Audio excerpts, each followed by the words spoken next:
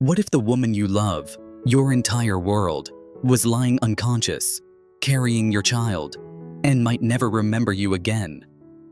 Hello, dear friends. Tonight's story is not just a tragedy. It's a prayer whispered in the dark. Tien is in critical condition. Her body is still, her heartbeat faint. And now, doctors have revealed she's 8 weeks pregnant. But Jack didn't even know. Shocked and broken, he clutches a cross and pleads for a miracle. Because Tien might not just lose her memory. She may never wake up at all. This is a moment where time stands still, where hope flickers like the last candle in a storm. Stay with us as we follow Jack's silent battle, a man who's lost everything, except the fragile hope that love might still reach across the shadows and bring her back. Let's begin. The hospital room was painfully quiet, broken only by the rhythmic beeping of machines. Tien lay motionless, her skin pale, lips cracked, and eyes closed, as if in a dream she could not escape. The woman who once laughed under golden light, who once danced barefoot in the kitchen with Jack, now hovered between life and death. Outside, Jack sat with his head buried in his hands. No amount of tears could cleanse the guilt from his heart. He had searched for her through storm and shadow, and now that he had found her, it felt too late. Then came the news. The doctor, eyes tired but gentle, sat beside Jack and softly said, "She's pregnant, Mr. Jack. About 8 weeks. The baby's heart is still beating, but we don't know for how long." For a moment, Jack forgot how to breathe. Pregnant? It was like hearing a melody from a life that could have been. A child, their child, had been growing quietly inside her while he was out there losing sleep, losing sanity, trying to bring her home. A fresh wave of grief crashed over him. Not only might he lose Tien, he might lose their baby too. He stumbled into the hallway, leaned against the cold wall, and let out a sound that was not quite a cry, not quite a scream. It was the sound of a man whose soul had just been torn in two. He thought of the last time they sat together in peace. She had touched her belly briefly and laughed off the strange cravings. He thought it was nothing. Now, that moment echoed back with haunting clarity. Inside her hospital room, machines continued their relentless ticking. Nurses checked vitals, adjusted wires, and whispered in hushed tones. But no one could answer the one question that mattered most. Would she ever wake up? Jack pressed his forehead against the glass that separated them. He whispered, "I didn't know, Tien. I didn't know you were carrying our child. But I know now. And I swear, if you open your eyes, if you come back to us, I will protect you both. I will never let you fall again." Outside, morning broke. But for Jack, the night had only just begun. And deep inside that hospital room, beneath the silence and the wires and the flickering monitors, 2 fragile hearts continued to fight. One of a woman lost in shadows, and one of a child waiting to be born. Just as Jack was about to return to Tien's side, a quiet commotion stirred near the nurse's station. A young nurse, holding a clipboard with trembling hands, approached the doctor who had spoken to Jack earlier. Their hushed exchange, though inaudible, was clearly tense. Jack's heart tightened. The doctor stepped toward him again, his expression more serious this time. "Mr. Jack," he began cautiously, "we need to talk about Tien's condition. There's something you should see." Jack followed him to a small viewing room where a monitor displayed the results of the latest scan. The doctor pointed to a faint shadow on the brain image. "She suffered a significant head trauma. There's swelling and a possibility of brain damage." Jack's knees nearly gave out. He gripped the back of a chair to steady himself. "What does that mean? Can she wake up?" The doctor's silence said more than words. "There's still brain activity," he offered gently, "but the response is minimal. The next 48 hours are critical. If there's no improvement, we'll have to consider other possibilities." Jack stared at the screen, at the blurry image of the woman he loved, and felt time stretch endlessly around him. Other possibilities. The words echoed in his chest like a hammer against glass. He refused to believe this was the end. Not when he had just learned she was carrying his child. Not when there was still breath in her body. He rushed back to her bedside and took her hand into his. It was cold, limp, but still hers. He began to speak, not with desperation this time, but with purpose. "Tien, listen to me," he whispered, his voice trembling but steady. "You're not alone in there. I know you're scared. I know you're tired. But there's a heartbeat inside you that belongs to both of us. Our baby is waiting for you, and I am too." Tears slipped down his cheeks, but he didn't stop.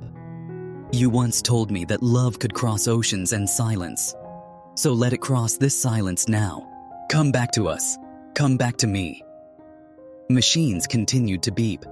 Nurses moved in and out like shadows. But Jack stayed beside her, whispering stories of the life they were going to have, the baby's name they would argue about, the orchard he would build behind the house for her, and the lullabies she would sing under the stars. Outside, the city was waking up, but in that room, everything remained suspended, between hope and despair, between breath and absence. And as Jack gently pressed her hand to his lips, he swore a silent vow to both her and the child she carried. He would not give up. Not now. Not ever. As the night wore on, the hospital halls grew quieter, and Jack remained at Tien's side, refusing food, refusing rest. Nurses whispered to each other about the man who hadn't moved from the room in nearly 30 hours. But Jack didn't care. Every tick of the clock felt like a battle between life and loss. The glow from the heart monitor illuminated Tien's face faintly, and Jack began to notice something strange. Though her eyes remained shut, a subtle flutter in her fingers, so brief it might have been imagined, made his breath catch. He stood up abruptly, staring at her hand. Nothing. Silence. Perhaps it had been a trick of exhaustion, but he couldn't shake the feeling that she had reached for him in that moment. "Do it again," he whispered. "Let me know you're still fighting." But the machines remained steady, indifferent. Hours later, a specialist arrived. An older neurologist, summoned by the staff out of concern, entered the room and asked Jack to step outside. Jack hesitated. "I promised her I wouldn't leave," he said quietly. The doctor nodded, understanding, and examined Tien while Jack stood outside watching through the small window. When the neurologist finally emerged, he pulled Jack aside. "There is some low-level response in her brainstem," the doctor said. "She's in what we call a minimally conscious state, not fully comatose. That's a good sign. But..." He paused, carefully weighing his next words. "She may not be able to regain full awareness without some kind of emotional or sensory trigger." Jack blinked. What kind of trigger? The doctor's eyes softened. Something personal. Something her heart remembers. That night, Jack returned to her room with an old, worn cassette player he had once found in her apartment. He had spent hours searching for it, and for the one tape she had always cherished. Her mother's lullaby, recorded before the war. With trembling hands, Jack pressed play. The soft, scratchy melody filled the room like a prayer. It was a song of home, of memory, of a past too tender to forget. Jack knelt beside her, holding her hand. "This is your mother's voice, Tien. You told me once that it kept you safe in the darkest times. Let it lead you home again. Please." Minutes passed. Nothing happened. But then, just as the tape began to loop, Jack felt it. A faint squeeze of his fingers. Not imagined. Real. Deliberate. He gasped. "You're there," he whispered, tears welling again. "You hear me?" The doctors rushed in, checking the monitors, confirming what Jack already knew. A change. A signal. a flicker of life returning from the shadows. It was not yet a miracle, but it was the beginning of one. The doctors cautioned Jack not to place too much hope on a single sign. They said recovery would be uncertain, uneven, if it happened at all. But Jack had seen that squeeze. He had felt the warmth of her soul reaching back to him, however faint. And so, he refused to let doubt creep in. From that moment on, he began speaking to Tien constantly, as though she were listening, as though each word might stitch her gently back into the waking world. He told her stories, small memories of their walks along the river, the scent of pine trees after rain, the time she laughed so hard her tea spilled everywhere. He read her letters he had never sent, whispered apologies for the things he had never said. Day after day, he stayed by her side, even as the world outside moved on without him. His face became pale, his voice hoarse, but he clung to hope like a man lost at sea clings to the last bit of wood. One morning, as he was describing a moment they shared under the stars, when she had once told him that pain could be a form of love, her lips moved, just barely. A tremor, a word too soft to catch. Jack froze, heart thudding. He leaned closer. "Tien? Say it again, please." Her mouth moved again, and this time he heard it. A sound, broken but unmistakable. His name, Jack. It wasn't loud, it wasn't strong, but it was hers.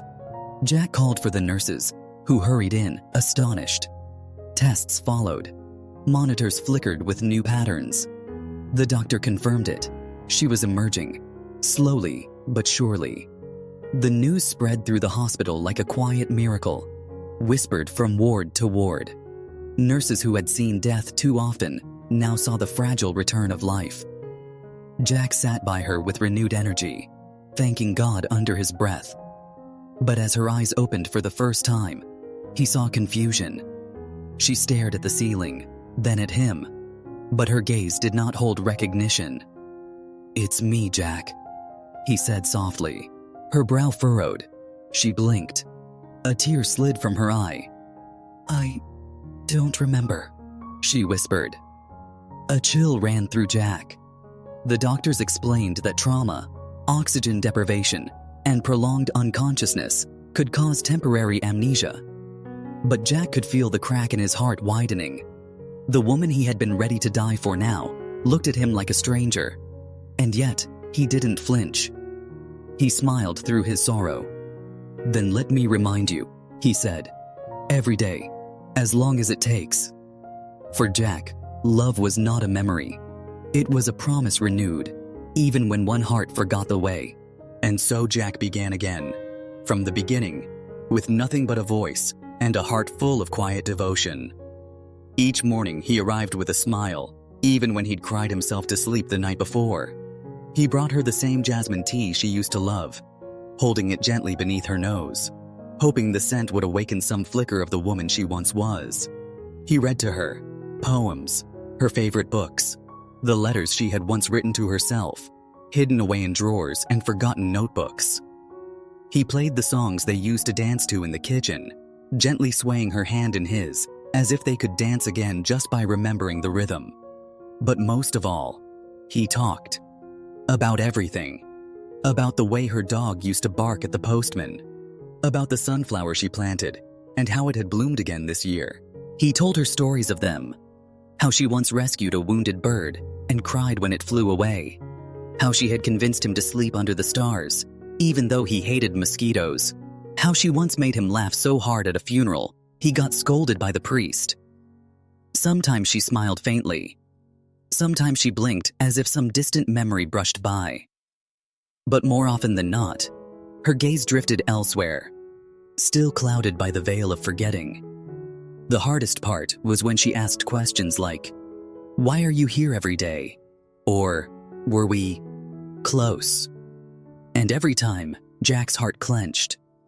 But he answered with tenderness, never letting her see the pain in his eyes. "Yes," he would say. "You were the reason I woke up every morning." And slowly, very slowly, there were signs. The way her hand lingered in his. The way her eyes followed him across the room. The moment she laughed at a story before realizing why. Jack never rushed her. He celebrated the tiniest victories in silence, never expecting too much. Because to him, loving her now, when she didn't remember him, was just as sacred as loving her before. It was an act of faith, not nostalgia. Of building something from the ashes, not clinging to what was. Still, outside the hospital walls, Jack's life was unraveling. He had sold nearly everything to keep up with the medical bills. The house was gone. His business partners had left. And yet, when he looked at Tien, even in her fragile silence, he felt no regret. He told himself that if love meant giving everything for a single moment of connection, then it was still worth it. And so, he stayed. One story, one smile, one memory at a time, trying to rebuild a love that the world had tried so hard to erase. And then, on a quiet morning, bathed in soft golden light, something changed. Jack was humming an old lullaby, one Tien used to sing when she watered the garden. His hand rested gently over hers, as always, when suddenly, her fingers moved, not in reflex, but with intention. Slowly, she turned her head toward him, her gaze meeting his in a way that hadn't happened in weeks. It was brief, just a moment. But in that gaze, Jack saw something stir. He stopped breathing. "Tien?" he whispered, not daring to hope too loudly. Her brow furrowed as if trying to reach through the fog. And then, with a voice faint and broken, she said, "You're the one with the crooked smile." Jack broke into tears. That was what she used to call him, back when they first met. No name, no declaration of love, just that one phrase. But it was everything. It meant a thread had been pulled, that something had remained. The doctors were cautious. They warned him not to expect too much too soon. But Jack didn't need promises. He had faith. The kind of faith born not of miracles, but of consistency. Of showing up, day after day, even when no one was watching. As the days went on, Tien's eyes became clearer. She remembered small things, the blue scarf he always brought, the way he made her tea just right. Not everything came back, and some memories never would. But they began, slowly, to rebuild a bond that wasn't tied to the past, but forged in the present. Jack never pushed her. He listened more than he spoke. He let her rediscover the world, and him, at her own pace. And in that slowness, something beautiful unfolded. A new kind of love. Not a love based on shared history, but on trust, on patience, on choosing one another every day despite the unknown. Eventually, the hospital discharged her. Weak, quiet, but awake, and aware that someone had never stopped loving her. Jack took her to a small cottage outside the city, where morning glories climbed the windows and birdsong greeted the dawn. He never asked her to remember what they once were. Instead, he created new memories, fresh ones, planting flowers with her, watching the stars, holding her hand as if for the first time. And sometimes, in the quiet of night, she would rest her head on his shoulder and whisper, "I don't know why, but I feel safe with you." And Jack would smile, that crooked smile she once teased him about, and whisper back, "That's all that matters." Because in the end, it wasn't about what they lost. It was about what they found again, softly, slowly, and faithfully. And in a world that forgets so easily, they remembered the most important thing. Love, when true, never really disappears. It simply waits, quietly, stubbornly, until the heart is ready to find it again. Thank you so much for staying with us through this emotional journey. If this story touched your heart, please consider sharing it with someone who might need a little hope today.